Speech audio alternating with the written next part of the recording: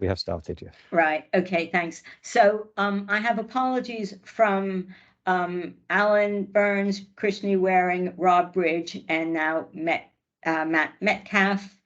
And the first task I have, which is a very nice task, is that I will be announcing who's been appointed to the board. And I have a very well scribed note from Neil, which tells me who's been appointed. I think that you all know it, but I will, for the record, go through. And to say, I have the pleasure in confirming Toby Sanders as a Chief Executive Officer for the NHS Northamptonshire Integrated Care Board. And Toby therefore assumes the role of Chief Executive Officer on the board. We have appointed 4 non-executive directors. Afzal Ismail is non-executive director for audit. Andrew Hammond is non-executive director for integrated planning and resources and remuneration. Janet Gray, non-executive director for delivery and performance and quality, and Shade Agbula, non-executive director for primary care and joint commissioning. We have also appointed through open process 4 executive directors. Sarah Stansfield is Chief Financial Officer. Eileen Doyle is Chief Operating Officer. She's an interim pending NHS England approval of remuneration. Matt Metcalf is Chief Medical Officer, again, interim pending NHS England approval for remuneration. Yvonne Higgins is appointed as Chief Nursing Officer, and I want to welcome Yvonne because this is her first meeting and her first day. So it was very nice that you could make it for the 1st of July for our opening. We also have partner members who've been appointed via nomination by the sector. So Angela Hillary is the partner member from NHS Trusts and Foundation Trusts, and she also fills the lead role for mental illness. Simon Weldon is NHS Trusts and Foundation Trusts. Anna Earnshaw is partner member for local government. Rob Bridge is partner member for local government. And Dr. Jonathan Cox is primary medical services. We have 1 vacant member on primary medical services, and we're hoping to have that filled by September. And if not, we will have to reopen the discussion on fulfilling the second primary medical services role. I also want to explain that both Alan Burns and Krishni Waring, as chairs of partner organizations, not chief executives, will be participants, not members of the board, but they are, by virtue of me as chair, I invite them to attend all board meetings and play the role that they have been playing so successfully. I think that's it, Neil. Have I done anything that I need to do or haven't done? Yep, that's fine. Great. Okay, so let's go on to, so there's a series of papers that you've all seen. The cover notes on the papers identify what changes have been made since you last have seen them. So we're expecting to go through these quite quickly, but please, if you do have any concerns, do say, because these are part of our formal operating system and need to be owned and agreed by everybody. So this is like the last chance. So Eileen, if you can take us through the first set, which is the Constitution.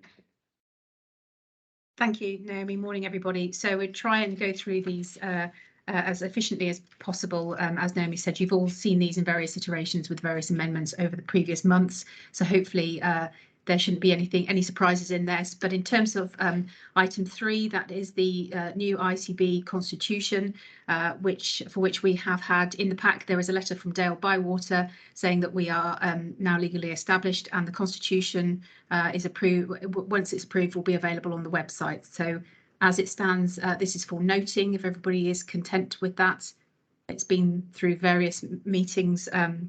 And you've all had an opportunity, hopefully, at this stage to contribute to that. So that's for noting in item 1. The next series of blocks is around just the establishment of ourselves as the ICB. So Sarah's going to take us through all the financial policies and papers. Thanks, Sarah. Right, Sarah. Thank you. So we have 4 kind of governing documents from a financial point of view, which are in your pack.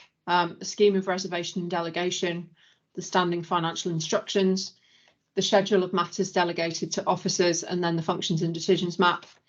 All of these have been via various of the subcommittee shadow boards and CCG boards as well. You will see from the cover sheet there is one change in terms of the schedule of matters delegated to officers. It's around the authorisation of ill health retirement, and splits that into two parts, one where a financial liability is incurred and one where it isn't in terms of approval. That was discussed at REMCOM, at the Shadow REMCOM last week, and supported by Remuneration Committee in terms of that change. Other than that, all of those four documents are as they were last time you saw them, and therefore we are asking today for their approval. Is everyone content? Approve of those papers? Yep. Brilliant. Thanks very much. I think Eileen, it's back to you. Thank you, Chair. So the next group of papers are around the ICB committee arrangements. So that's audit committee remuneration, terms of reference both for execs, for non-execs, the integrated planning and resources, the quality committee, the delivery and performance committee, and the primary care committee terms of reference. You've seen all of these before. We have made a number of changes, but I think you've seen that the latest versions also. Is everybody happy to approve? Yep. Yes. Great, thank you. Brilliant. Thank you very much. And then Eileen. Again, I think. Sorry, you'll be bored of my voice. Yeah. So the next group are around our suite of policies. There's been lots of amendments and changes to these as they've gone through. Within this also is the community engagement framework, which will evolve, but this was a requisite for today and our establishment that we had something that we had at least in place in terms of engagement. And then you'll also see listed within the papers the special lead roles. So Angela has already been mentioned around mental health, Sarah as CSIRO, Matt as the Caldecott Guardian, Yvonne Freedom to Speak Up, Afzal Conflicts of Interest, and Naomi as the founder member of the ICB, which reminds me of Founding Fathers, but founding member.